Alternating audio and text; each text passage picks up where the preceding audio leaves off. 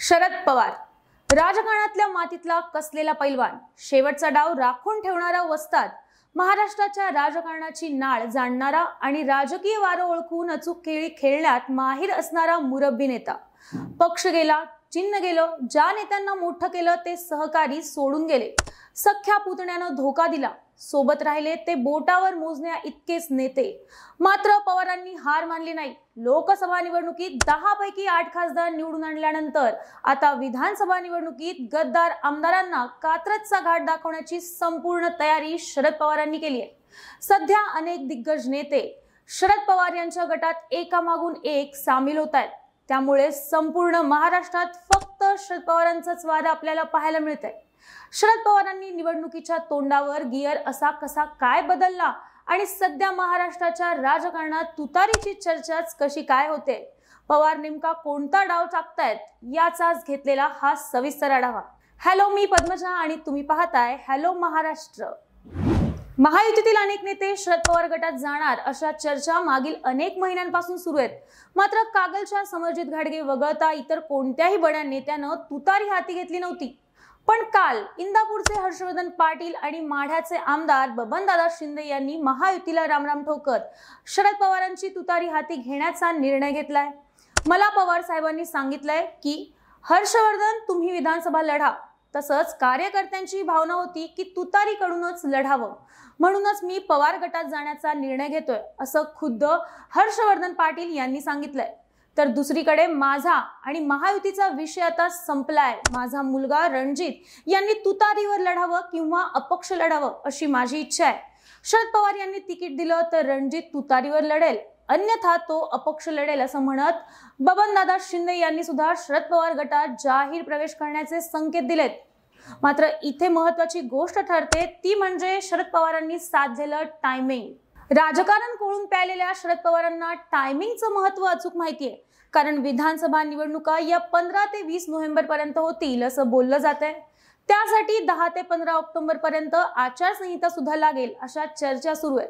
त्यामुळे जो काही राजकीय खेळ होईल तो 15 ऑक्टोबर पर्यंतच. त्यामुळे सर्वत्र जागा वाटपाच्या चर्चा, पक्षांचे मेळावे, बैठका या जोरदार सुरू आहेत. मात्र टीव्हीवर तुम्हाला फक्त एकाच माणसाची चर्चा पाहायला मिळते, ती म्हणजे शरद पवार आणि फक्त शरद पवारच. 50 वर्षांचा राजकीय अनुभव असलेल्या पवारांना निवडणुकांचं टायमिंग कसं गाजवायचं आणि संपूर्ण महाराष्ट्रात आपल्याच नावाची चर्चा कशी घडवून आणायची याचं कौशल्य चांगलंच अवगत आहे. त्यामुळे शरद पवार याच वेळेची वाट बघत होते का अशी शंका इथं उपस्थित होते. खरं तर लोकसभा निवडणुकीनंतर भाजप पुरती गोंधळून गेली.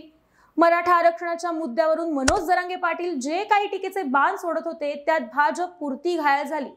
तरीही बूथ टू बूथ काम करणं, सरकारच्या योजना लोकांपर्यंत पोहोचवणं आणि महाविकास आघाडीचा प्रत्येक हल्ला परतवून लावण्याचं काम भाजपनं मधल्या काळात केलंय.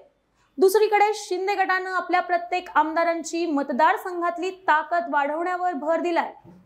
कोणताही आमदार साथ सोडून ठाकरेंकडे जाणार नाही याची विशेष काळजी शिंदेकडून घेण्यात आली आहे. तर तिसरीकडे अजित पवारांनी प्रथमच PR कंपनीचा आधार घेत गुलाबी कॅम्पेन सुरू करण्यास सुरुवात केली आहे. मुख्यमंत्री लाडकी बहीण योजना आपणच कशी आणली हे लोकांपर्यंत पोहोचवण्याचं काम अजित पवारांनी जोरदारपणे केलंय. तसंच विकासात्मक राजकारणावरही त्यांनी भर दिला असून, परंतु या सगळ्यात शरद पवार मात्र शांतपणे दररोज वेगवेगळे डाव टाकत होते आणि विधानसभा निवडणुकीपूर्वी अनेक बडे मासे आपल्या गळाला कसे लागतील याचं गणित मांडत होते.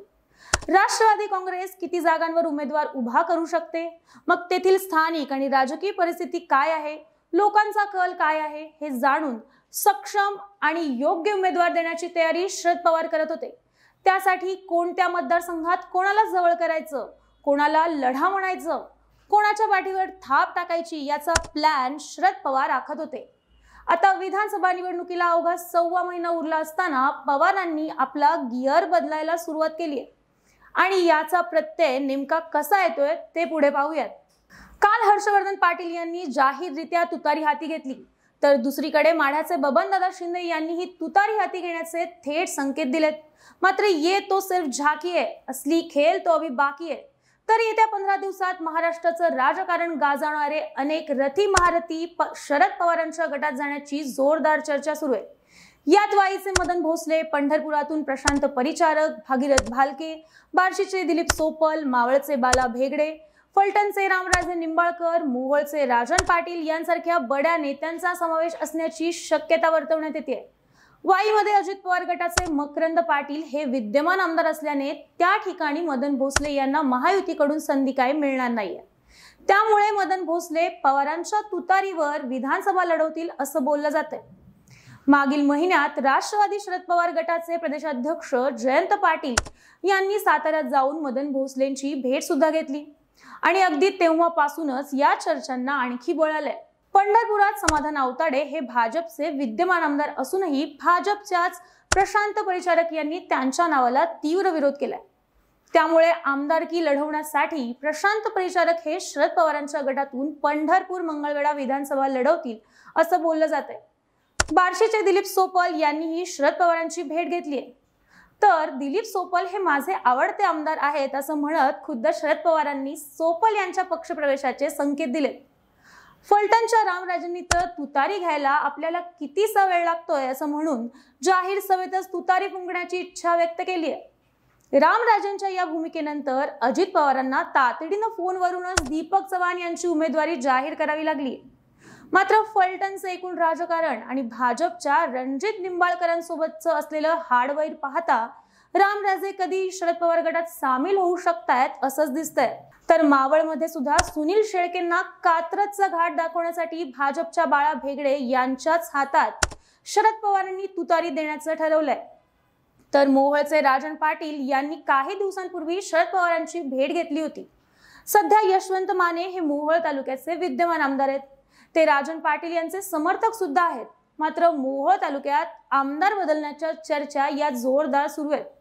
तसंच अजित पवार गटाचे प्रवक्ते उमेश पाटील आणि राजन पाटील यांच्यातील वाद उभ्या तालुक्यात सर्वश्रुत आहे। त्यामुळे अंतर्गत गटबाजीला कंटाळून राजन पाटील सुद्धा तुतारी हाती घेतील अशी शक्यता वर्तवण्यात येते। आणि हे सगळं राजकारण घडेल ते पुढील 15 दिवसातच आणि याला कारणही तसंच आहे। भर निवडणुकीच्या मोसमात बड्या नेत्यांना एकामागून एक पक्षप्रवेश द्यायचा आणि महाराष्ट्राच्या राजकारणाचं वारं आपल्याकडे आहे हे जनतेला कसं दाखवून द्यायचं याचं ज्ञान आणि कसब शरद पवारांना चांगलंच अवगत आहे। आज या नेत्यानं हाती तुतारी घेतली, उद्या तो नेता तुतारी फुंकणार अशा चर्चा सुरू झाल्या तर शरद पवार गटच विधानसभा जिंकतोय हे नरेटिव्ह जनतेच्या मनात बिंबवण्यात शरद पवारांना चांगलंच यश येईल। त्यामुळे राजकारणाचे किंग आणि बॉस दोन्ही आपणच आहोत हे सिद्ध करून शरद पवार, देवेंद्र फडणवीस आणि अजित पवारांना चेकमेट देण्यात यशस्वी होतील। अजित पवार गटातील विद्यमान आमदारांच्या विरोधात फिल्डिंग लावायची आणि त्या ठिकाणी भाजपचे उमेदवार फोडून त्यांना आपल्या पक्षात सामील करायचं। शरद पवारांच्या या प्लॅन मध्ये एकाच दगडात अजित पवार गट आणि भाजप असे दोन्ही पक्षी मारले जाऊ शकतात। याचं उदाहरणच द्यायचं झाल्यास कागल मतदारसंघच घेऊयात। या ठिकाणी सध्या अजित पवार गटाचे हसन मुश्रीफ हे विद्यमान आमदार आहेत।